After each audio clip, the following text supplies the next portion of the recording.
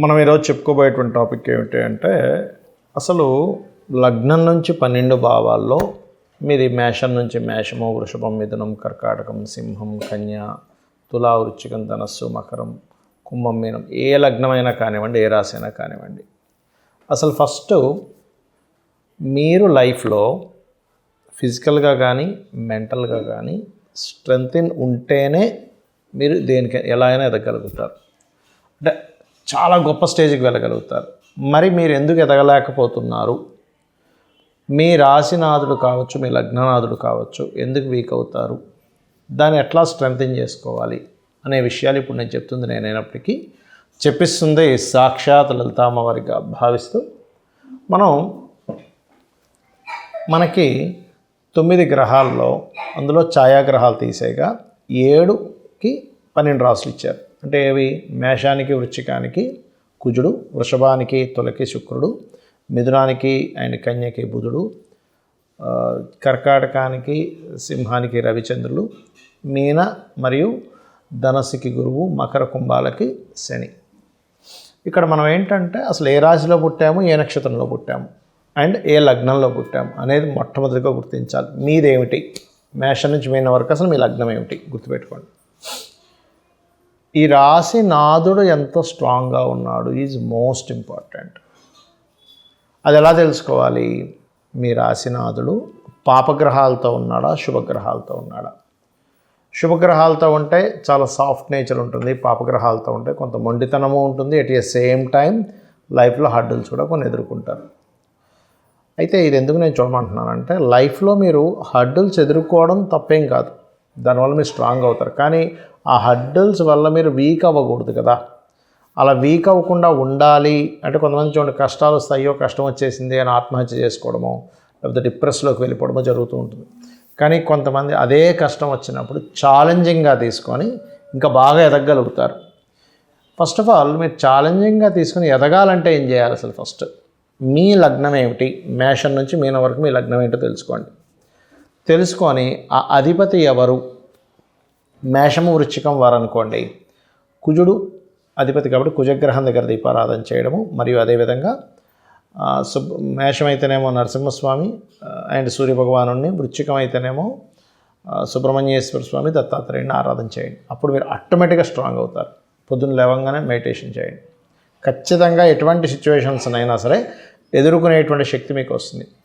వృషభము తులకి అధిపతి శుక్రుడు, శుక్రగ్రహం దగ్గర దీపారాధన చేయడము, లేదా ఆ రాశిలో ఏదైనా పాపగ్రహం ఉన్నట్లయితే ఆ గ్రహాలకి దీపారాధన చేయడం చేస్తుండాలి. మరియు అదేవిధంగా లక్ష్మీదేవి యొక్క ఆరాధన, లక్ష్మీదేవి ధ్యానం చేస్తూ నిద్రలేవండి. ఖచ్చితంగా మీరు లైఫ్లో ఎదుగుతారు. ఇక మిథునము కన్యకి బుధుడు అధిపతి, బుధగ్రహం దగ్గర దీపారాధన, అందులో ఏదైనా పాపగ్రహాలు ఉంటే ఆ గ్రహాలకు దీపారాధన చేస్తూ విష్ణు సహస్రనామాలు ఓం నమో నారాయణాయ అని ఉదయం నిద్రలు ఇచ్చిన వెంటనే మీరు చేసుకోండి, ధ్యానం చేసుకోండి.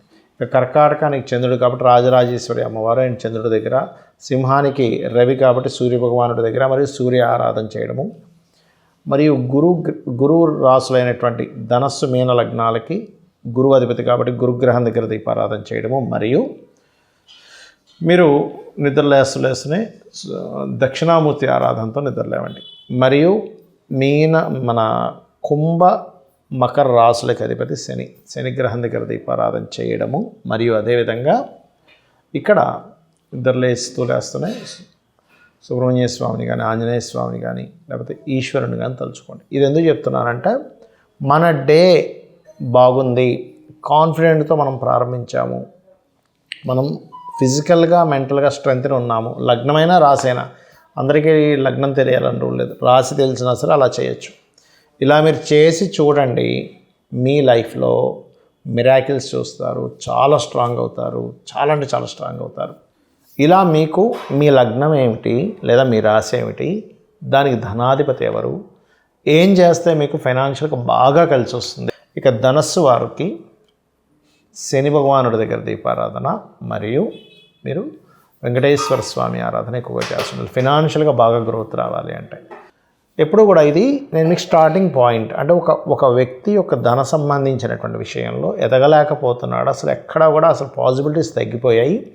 ఫైనాన్షియల్గా బాగా ఎదగాలి అంటే మీ లగ్నం లేదా మీ రాశికి ఇది స్టార్టింగ్ పాయింట్.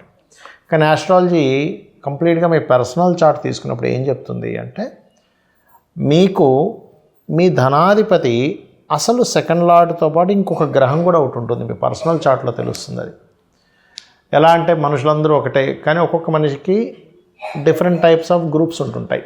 బ్లడ్ పరంగా తీసుకోండి, మెడిసిన్ పరంగా తీసుకోండి. అలాగే అదే లగ్నంలో మీరు పుట్టినప్పటికీ మీకు సెకండ్ లార్డ్ అది అయినప్పటికీ అది మరలా కొంత మారుతుంది. అది పర్సనల్ చార్ట్ బట్టి తెలుసుకోవాలి. సరే, నాకు జాతకమే లేదండి, ఏం చేయాలి? చక్కగా మీరు లలితా సహస్రనామాల్లో 2 నామాలు ఉంటాయి ఫైనాన్షియల్గా ఎదగడానికి. ఓం సంపత్కరీ సమారూఢ సింధుర వ్రజ సేవితాయే నమః. ఓం ధర్మాధ్యక్ష ధనాధ్యక్ష ధనధాన్య వివర్ధినే నమః చేసుకోండి.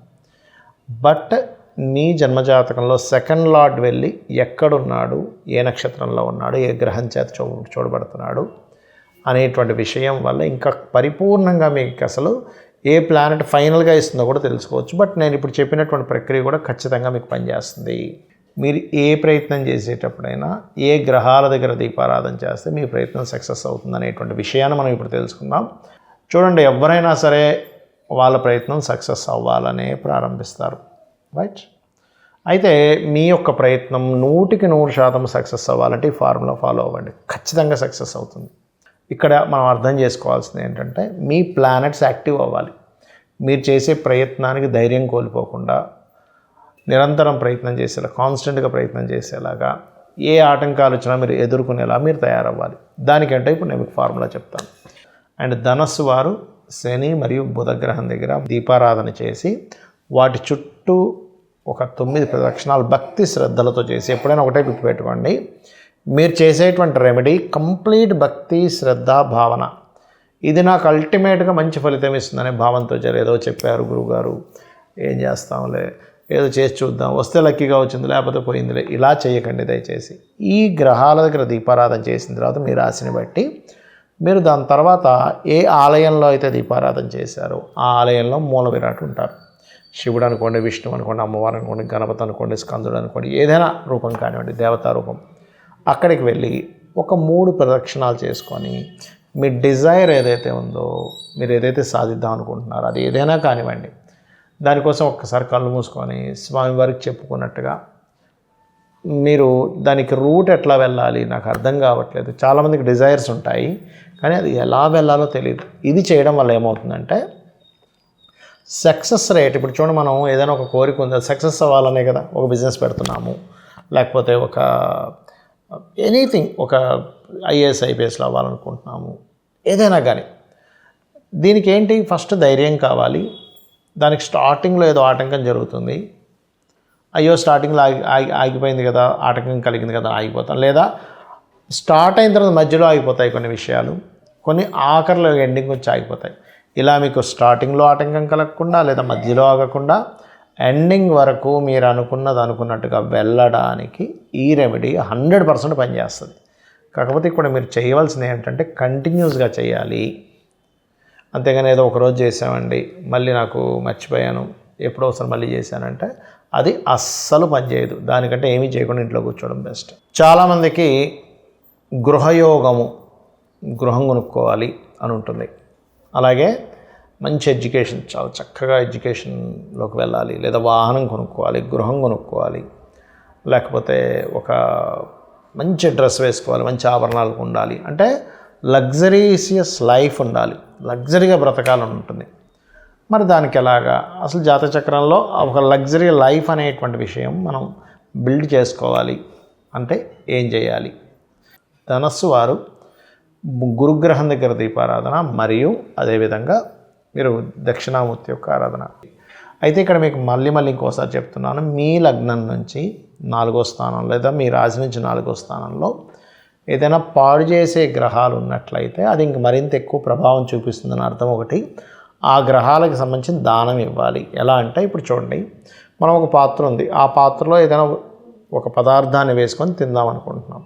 ఆ పాత్ర మురికిగా ఉందనుకోండి, అందులో పదార్థం వేస్తే ఆ పదార్థం కూడా ఎలా పాడవుతుందో, ఫస్ట్ ఆఫ్ ఆల్ మీ జన్మజాతకం నుంచి 4వ అధిపతి పాడయ్యాడు అనుకోండి, ఆ పాడవడం వల్ల మీరు మళ్ళీ ఇంకోటి ఏదైనా ప్రాపర్టీ కొనడం వల్ల అది క్లియర్ చేసుకోకుండా ఇబ్బంది పడుతూ ఉంటారు. కాబట్టి ఫస్ట్ పాయింట్ నెంబర్ 1, మీ జాతకంలో కనుక ప్రాపర్టీ యోగం బాగపోతే జీవిత భాగస్వామి లేదా పిల్లలు ఇంట్లో వాళ్ళ పేరు మీద కొనుక్కోండి.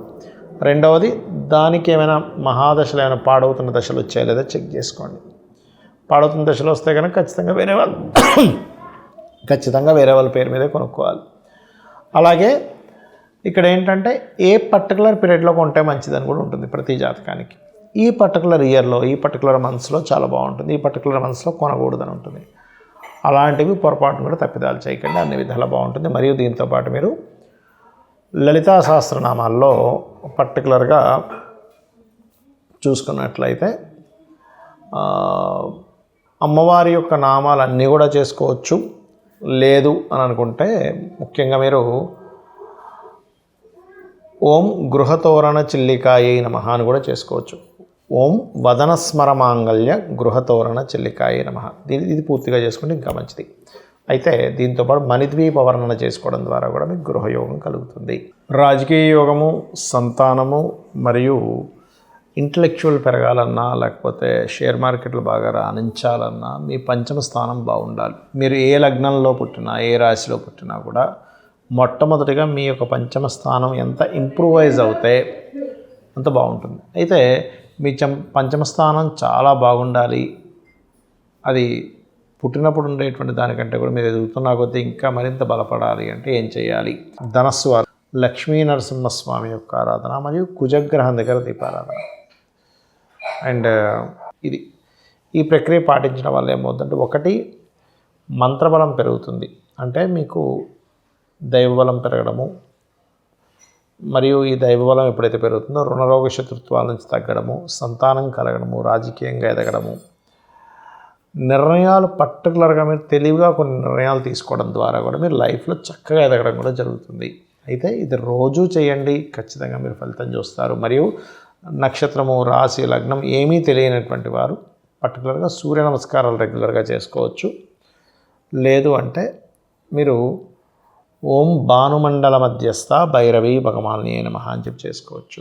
చాలామంది ఏంటంటే వాళ్ళ టైం బాగోనప్పుడు చూసుకునేది చాలా మట్టుకు ఏలినాటి శని నడుస్తుంది, అర్ధాష్టమి శని నడుస్తుందా, అష్టమి శని నడుస్తుందా, సర్పదోషాలు ఏమైనా ఉన్నాయా, పుట్టిన నక్షత్రం బాగాలేదా, అసలు మహాదశలు ఏం నడుస్తున్నాయి, అంతర్దశలు ఏం నడుస్తున్నాయి, ఇవన్నీ చెక్ చేసుకుంటూ ఉంటారు. కానీ జనరల్గా అందరూ చెక్ చేసుకునేది ఏంటంటే కేవలం ఏలినాటి శని, అర్ధాష్టమి శని ఏమైనా దోషాలు ఉన్నాయని చెక్ చేస్తారు. ఫైన్, మంచిదే, అందులో ఎటువంటి సందేహం లేదు. కానీ మీరు ఎప్పుడు కూడా ప్రాపర్గా మీ జన్మజాతకంలో అసలు మీకు ఏ యోగం ఉంది, ఆ యోగం ఎన్ని రకాలుగా ఉంది అనేది తెలుసుకోగలగాలి. ఒకటి మనం చూస్తూ ఉంటాం, చూడండి, వాళ్ళ దగ్గరికి వెళ్ళారండి, నాకు గజకేసరి యోగం ఉందని చెప్పారు, నాకు బుధాదిత్య యోగం ఉందని చెప్పారు, నాకు ఫలానా అనఫాసునఫా యోగాలు ఉన్నాయని చెప్పారు అంటుంటారు. అంటే యోగం ఉండడం వేరు, మీకు అది వర్తిస్తుందా లేదా అంటే మీకు అది ఎలిజిబులా కాదా దానికి. అదేవిధంగా మీకు ఆ దశలు వస్తున్నాయి అంటే ఎలా అంటే, ఉదాహరణకి గవర్నమెంట్ ఒక పథకం పెట్టింది, కానీ ఆ పథకం గవర్నమెంట్ ఉదాహరణకి కొన్ని గవర్నమెంట్ జాబ్స్ తీసింది. మీరు ఏజ్ ఎలిజిబిలిటీ లేకపోయినా ఆ జాబ్ మీకు రాదు. మీరు దానికి సంబంధించి చదువుకొని ఎగ్జామ్లో సక్సెస్ అవ్వకపోయినా దానికి మీరు ఎలిజిబుల్ కాదు కదా. అలాగే చాలా రకాల ఎలిజిబిలిటీస్ ఉంటాయి గవర్నమెంట్ ఏదైనా ఒక ఇది పెట్టినప్పుడు, లేకపోతే ఒక సంఘటన జరిగేటప్పుడు. అలాగే మన జన్మజాతకంలో ఉండేటువంటి యోగము వేటి మూలంగా అది యాక్టివ్ అవుతుందనేది తెలుసుకోగలగాలి. అంటే చిన్న ఎగ్జాంపుల్ చెప్తాను, ధనాన్ని తీసుకుందాం మనం. చిన్న ఎగ్జాంపుల్, మీ జన్మజాతకంలో ఫైనాన్షియల్గా ఎదగడానికి గవర్నమెంట్ ఆర్ మెడికల్ రిలేటెడ్ ధనయోగం ఉంది అనుకుందాం. మీరేం చేస్తున్నారు తెలియక సాఫ్ట్వేర్ రిలేటెడ్ సంబంధించి చదివి సాఫ్ట్వేర్ జాబ్స్లో తిరుగుతూ ఉన్నారు. ధనయోగాలు ఉన్నాయని చెప్పారండి, అద్భుతమైన ధనయోగం ఉందని చెప్పారు, కానీ నాకేం డబ్బులు రావట్లేదు. మీరు వెళ్ళాల్సిన route very clearly government or ఈ మెడికల్ రిలేటెడ్ రంగాల్లో ఉన్న యోగము. మీరు తిరుగుతుందేమో ఇక్కడ, ఎలా కనెక్ట్ అవుద్ది? లేదా టీచింగ్, ట్రైనింగ్ వీటిలో ఉంది, గురువు ఇస్తున్నాడు మీకు ధనయోగాన్ని, కానీ మీరు వెళ్ళి ఇంకోటేదో హోటల్ పెట్టుకున్నారు, ఎట్లా వస్తుంది? అంటే ఇక్కడ జ్యోతిష్ శాస్త్రం ఏంటంటే what is the way, what is the route, మీరు అసలు ఎటు వెళ్ళాలి, ఎందులోకి వెళ్తే మీరు ఫైనాన్షియల్గా సక్సెస్ అవుతారు అనే విషయం చెప్తుంది. ఇంకొంతమందికి ఒక యోగం ఉంటుంది, అది ఎటువంటి యోగం అంటే విదేశీ ధన యోగం, విదేశాల్లో ఉద్యోగం చేసే యోగం, అది ఉంటుంది. అది వదిలేసి ఇక్కడ లోకల్గా తిరుగుతూ ఉంటాడు ఆ వ్యక్తి. చాలామంది అవకాశాలు వస్తూ ఉంటాయి, మిమ్మల్ని అక్కడ పంపిస్తాం వస్తారంటే నాకు ఇష్టం లేదండి అంటుంటారు. ఇష్టం వేరు, యోగం ఉందని తెలుసుకొని ఆ యోగానికి తగ్గట్టుగా మనం స్టెప్ తీసుకోవడం వేరు. ఫస్ట్ ఆఫ్ ఆల్ మీ జన్మజాతకంలో అసలు ఏ యోగం ఉంది? ఇప్పుడు కొన్ని యోగాలు ఎలా ఉంటాయంటే వాటిని టచ్ చేయకూడదు, అవి అవయోగాలు అంటారు. అంటే చిన్న ఎగ్జాంపుల్ చెప్తాను. ఎవరికైనా సరే ప్రాపర్టీ మూలంగా అవయోగం యాక్టివ్ అవుతుంది అనుకుందాం. అలాంటప్పుడు వాళ్ళ పేరు మీద వాహనాలు కానీ, గృహాలు కానీ, స్థలాలు కానీ ఏవి పెట్టకూడదు. పెడితే ఏమవుతుంది, అక్కడి నుంచి అవయోగం ప్రారంభమవుతుంది. అది సింపుల్గా మరి పెట్టకూడదంటే ఎలాగండి? నా పేరు మీద ఉండకూడదంటే జీవిత భాగస్వామి ఉంటుంది, సంతానం ఉంటారు, తల్లిదండ్రులు ఉంటారు కదా, వాళ్ళ పేరు మీద చక్కగా కొనుక్కోవచ్చు. ఇలాగా ప్రతి జాతకానికి ఒక యోగం, ఒక అవయోగం. ఆ యోగాన్ని మీరు కనెక్ట్ అవుతూ ఉంటే మీ లైఫ్ ఆరోగ్యపరంగా కానివ్వండి, ప్రాపర్టీ పరంగా కానివ్వండి, ఫైనాన్షియల్ పరంగా కానివ్వండి, కీర్తి ప్రతిష్టలు కానివ్వండి, ఉద్యోగం వ్యాపారాల్లో ఎదుగుదల ఉంటాయి. ఏదైతే దేనైతే టచ్ చేస్తే ఇబ్బంది వస్తుందో, కొంతమంది చూడండి ఎవరినో ప్రేమించారు, ప్రేమించడం మూలంగా ఇబ్బంది అయ్యింది, రైట్, ఫైన్. ప్రేమించడం మూలంగా ఇబ్బంది కలిగినప్పుడు 5th హౌస్ పాడవుతుంది వాళ్ళకి. 5th హౌస్ పాడైనప్పుడు లవ్ రిలేటెడ్ ఇష్యూస్లోకి వెళ్ళడం వల్ల ఇబ్బంది అవుతుంది. ఇంకొంతమందికి 5th హౌస్ అంటే షేర్ మార్కెట్ స్థానం పూర్తిగా పాడవుతుంది. వీళ్ళు వెళ్ళి షేర్ మార్కెట్లోకి వెళ్తారు, అక్కడ డిస్టర్బ్ అవుతారు. ఇంకొంతమందికి వివాహ జీవితం పాడవుతుంది. అలాంటప్పుడు ఫస్ట్ మ్యారేజ్ చేసుకొని అది కోర్టు కేసెస్ అయ్యి డిస్టర్బెన్సెస్ అయ్యి సెకండ్ మ్యారేజ్లోకి వెళ్తుంది. మరి అప్పుడు ఎలాంటి వివాహం చేసుకోకుండా ఉండాలంటే అది కాదు అర్థం. అక్కడ వివాహాన్ని ఇచ్చే ప్లానెట్ ఏ ప్లానెట్ అయితే పాడు చేస్తుందో ఆ ప్లానెట్కి సంబంధించినటువంటి రెమెడీ చేసుకుంటాం. అంటే ఎలా అంటే ఇప్పుడు చిన్న ఎగ్జాంపుల్, మనకి ఏదైనా ఫుడ్ పడదు అనుకుందాం అనుకోండి, ఆ ఫుడ్ వరకు అవాయిడ్ చేస్తాం కానీ కంప్లీట్గా పూర్తిగా అన్నం తినకుండా ఉన్నాం కదా. ఆ పర్టికులర్ రిలేటెడ్ ఏదైతే మనం అవాయిడ్ చేస్తామో, షుగర్ ఉన్న వ్యక్తి స్వీట్ ఎలా అవాయిడ్ చేస్తాడో, బీపీ ఉన్న వ్యక్తి ఇంకొన్ని కొలెస్ట్రాల్ పెరిగేటువంటి ఫుడ్ని ఎలా అవాయిడ్ చేస్తాడో, ఆయిల్ తక్కువ వేసుకునేలా తింటాడో, ఉప్పు తక్కువ వేసుకునేలా తింటాడో, ఆ పర్టికులర్గా ఆస్ట్రాలజీ కూడా మెడిసిన్ లాగా, మెడికల్ లాగా మీకు ఒక క్లారిటీని ఇస్తుంది. ఇది అర్థం చేసుకోండి. శ్రీమాత్రే నమః.